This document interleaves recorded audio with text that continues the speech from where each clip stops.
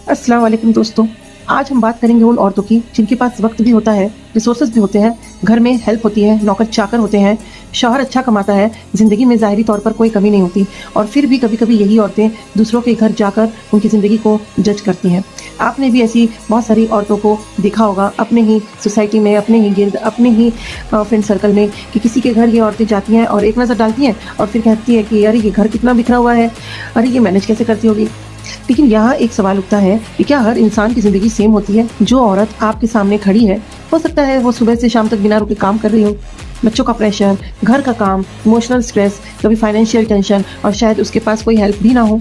और कुछ जिनके पास सब कुछ है, टाइम भी है, सपोर्ट भी है। अगर आप उससे कंपेयर करते हैं तो क्या ये इंसाफ है? सच तो ये है कि कंफर्ट कभी-कभी इंसान को सेंसिटिव बनना भुला देता है। जब हम खुद स्ट्रगल में नहीं होते तो दूसरों की स्ट्रगल समझना मुश्किल हो जाता है। लेकिन एक और सच भी है, अगर अल्लाह ने किसी को आसानी दी है तो उसका मतलब ये नहीं कि वो दूसरों पर तनकीद करे, बल्कि उसका मतलब ये है कि वो रहम करे, समझे और सपोर्ट बने। किसी के घर की हालत देखकर उसकी नीयत क्या, कोशिश को जज करना बहुत आसान होता है, लेकिन उसके पीछे की कहानी समझना वो बहुत मुश्किल होता है।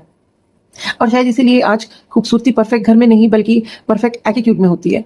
तो अगली बार जब आप किसी के घर जाएं तो सिर्फ फर्नीचर, सफाई, अरेंजमेंट ना देखें, थोड़ा सा उस इंसान का हाल भी महसूस करें, क्योंकि हर चमकदार जिंदगी समझदार नहीं होती और हर बिखरा हुआ घर लापरवाही की निशानी नहीं होता। अगर ये बात आपको सच लगी हो तो इसे शेयर जरूर करें, शायद किसी का नजरिया बदल जाए।